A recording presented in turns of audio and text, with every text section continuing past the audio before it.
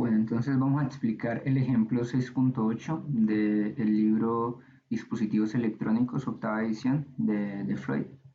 Y bueno, básicamente nos dan este circuito y nos piden calcular tres cosas. El voltaje en el colector para CD, para CA y trazar el voltaje, bueno, trazar la gráfica del voltaje en el colector y en la salida, es decir, en este punto y en este punto.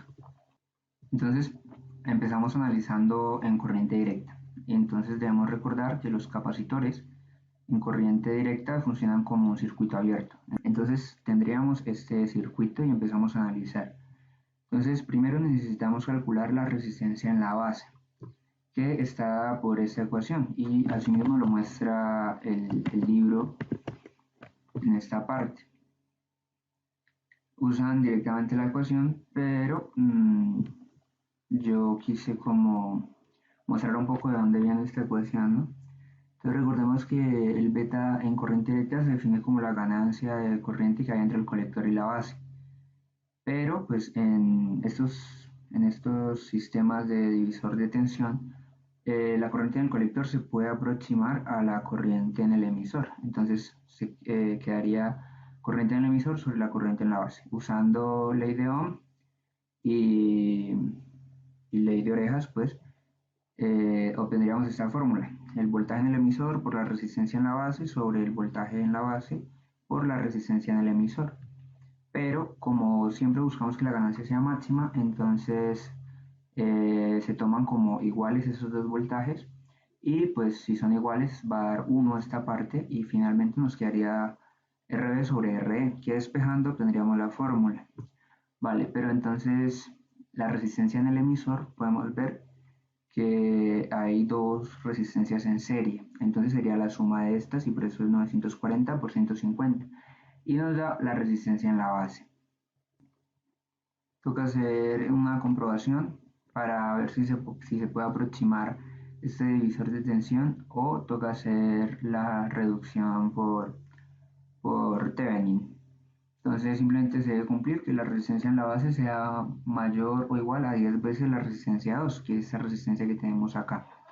Entonces, efectivamente se puede utilizar la aproximación y calculamos el voltaje. Obtendríamos un voltaje en la base de 1.75, que en el libro lo obtienen de igual manera.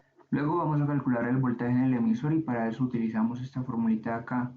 El voltaje entre la base y el emisor es igual al voltaje de la base menos el voltaje del emisor. Este voltaje es constante, siempre se toma como la caída de tensión de un diodo, 0.7 voltios, y este lo acabamos de calcular, así que haciendo un despeje, calculamos el voltaje en el emisor que es de 1.05. Ahora, teniendo el voltaje en el emisor y la resistencia en el emisor, podemos calcular la corriente que pasa por ahí, usando una simple ley de Ohm. Y con la corriente en el emisor podemos hacer esta rama, por así decirlo, hasta acá, donde aquí está el voltaje en el colector y hallaríamos nuestra incógnita o hacemos toda la malla como tal. Entonces, primero haciendo solo la rama sería la resistencia del colector por la corriente en el colector más el voltaje en el colector menos 10. Y pues despejamos nuestra incógnita que es BC. Fíjense que aquí se utiliza la aproximación de corriente en el colector a corriente en el emisor. Y pues daría 4.74. La otra forma que mencionábamos era tomar toda la malla. Entonces se haría la ley de Kirchhoff de voltajes, 10 menos la resistencia en el colector por la corriente en el colector, menos el voltaje entre el colector y el emisor, menos la corriente en el emisor por la resistencia. Se vuelve a utilizar la aproximación de que la corriente en el emisor es igual a la corriente en el colector, se factoriza y se resuelve. Calculamos así el voltaje en el colector emisor, pero lo que nos están pidiendo es el voltaje en el colector. Así que utilizamos esta definición, que el voltaje entre el colector y el emisor es igual al voltaje que hay en el colector menos el voltaje que hay en el emisor. Despejamos el voltaje en el colector y finalmente calculamos. Si se fijan, no es mucha la diferencia, de hecho es de 0.01, así que se puede dar por buena. Y así tendríamos calculado el voltaje en el colector.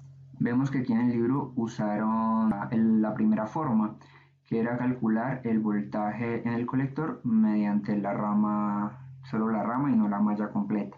El siguiente ítem nos pide calcular el voltaje en el colector en la corriente alterna. Así que vamos a proceder a hacer a redibujar el circuito en corriente alterna. Para esto recordemos que los capacitores en corriente alterna se cortocircuitan. Este esquema en particular tiene algo muy interesante, y es que en la resistencia del emisor tiene dos resistencias, y una está puenteada, es acá, y la otra no. Entonces, en directa no pasó nada porque simplemente quedaban en serie y se tomaba como una sola. Pero en alterna, como esto queda como un cortocircuito, esta resistencia RE2 quedaría cortocircuitada y obtendríamos el siguiente esquema, que yo lo redibujé de esta manera. Tendríamos R1, R2, la resistencia de la fuente, y también se debe dibujar la resistencia de carga. Algo interesante aquí es que hay que recordar que la fuente de voltaje en corriente directa, esta de 10 voltios que tenemos acá, se convierte en una tierra de corriente alterna. Entonces nos piden el voltaje en el colector. Nosotros recordamos que la ganancia total de voltaje se define como el voltaje de salida sobre el voltaje de entrada, pero el voltaje de salida es aproximadamente el voltaje que hay en el colector. Entonces hacemos un simple despeje, pasamos a multiplicar el voltaje de entrada a este, que lo conocemos desde un principio, ¿no? Que nos lo dan de 10 milivoltios, y obtenemos esta ecuación de acá. Aquí simplemente notación como para seguir la notación del libro. Entonces necesitamos calcular la ganancia total de voltaje. Entonces para eso vamos a empezar calculando la resistencia interna en el emisor, y nos da 22.3 ohmios. Acá en el libro da casi lo mismo, sino que lo aproximan a 22. Luego vamos a calcular el ZI o impedancia de entrada. Entonces la resistencia de la base normalmente se definiría como el beta por la resistencia del emisor, pero aquí quedó una resistencia que no fue cortocircuitada por el capacitor de puenteo. Entonces hay que tenerla en cuenta en el cálculo, así que la resistencia interna, aquí falta un 1. La resistencia del emisor va a ser la resistencia interna más la resistencia externa, y eso sí se multiplica por el beta en AC. Entonces nos daría una resistencia en base de 86.15 kiloohmios. Y al hacer el paralelo de esta resistencia con R1 y R2, obtenemos Z sub I, que es de 7.53 kiloohmios. Que en el libro utilizan otra notación, pero bueno, es básicamente la misma. Nosotros a esto le llamamos Z sub I y a eso le llamamos RB mayúscula. Y bueno, obtienen 7.53 voltios, que es lo mismo. Recordemos que nuestro interés particular es calcular la ganancia total. Para calcular la ganancia total necesitamos la ganancia. Y para calcular la ganancia podemos utilizar la atenuación. Y eso es lo que vamos a hacer. Entonces, esta fórmula, que la libro en la teoría, en el capítulo 6, que es RS, donde RS es la resistencia interna de la fuente, más Z sub I sobre Z sub I. Y calculamos la atenuación, que es adimensional de 1.08. Vale, luego hay que verificar otra condición, y es que si la resistencia que quedó en el emisor en AC, o sea RE1, debe ser mayor o igual, aquí faltó el igual, 10 veces la resistencia interna en el emisor para considerar la aproximación de la ganancia. Entonces, si esto ocurre, entonces la ganancia va a ser la resistencia entre el colector sobre la resistencia entre el emisor. Bueno, entonces, aquí hay otra cosa a tener en cuenta. La resistencia en el colector sería la resistencia vista desde este punto, que es el colector, pero hay dos resistencias en paralelo, la resistencia de carga y la resistencia externa del colector. Entonces se hace el paralelo de estas dos para considerar la resistencia RC. Y RE pues sería la misma de 470, entonces por eso aquí digo que la ganancia de voltaje va a ser RL paralelo RC sobre 470, que es la resistencia en el emisor, y eso nos daría la ganancia de voltaje.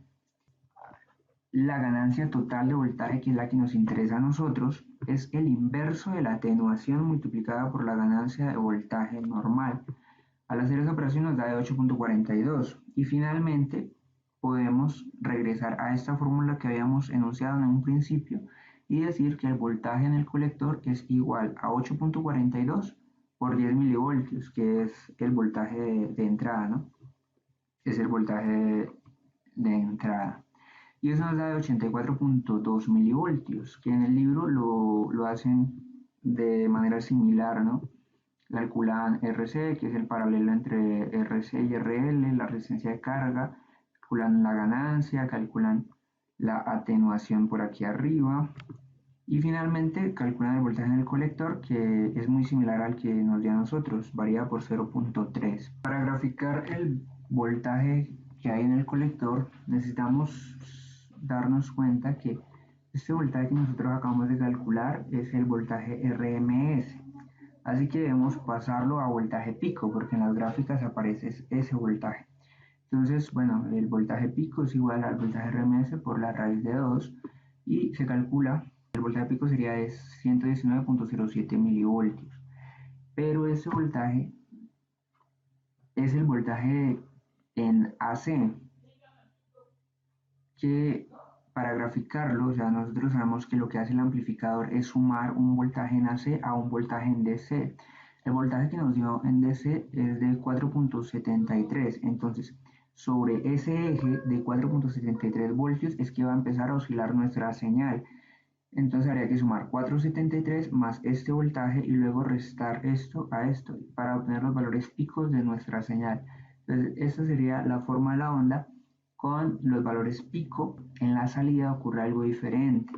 Y es que en la salida este capacitor de aquí no permite el paso de corriente directa, porque pues en directa se comporta como un circuito abierto. En cambio, solo permite el voltaje de corriente alterna. Entonces, en la salida solo vamos a tener el voltaje de corriente alterna, que es este en pico, ¿no? Que fue el que obtuvimos aquí como 119.07 milivoltios. Entonces, esta sería. El proceso idéntico hacen en el libro, calculan el voltaje máximo y el voltaje pico mínimo de la misma manera. Y bueno, aquí hacen la salvedad de que se muestra la fuente de voltaje para enfatizar la inversión de la fase, ¿no? Porque pues sabemos que además de ampliar la señal, pues la desfasa a 180 grados. Y bueno, eso sería el ejemplo 6.8.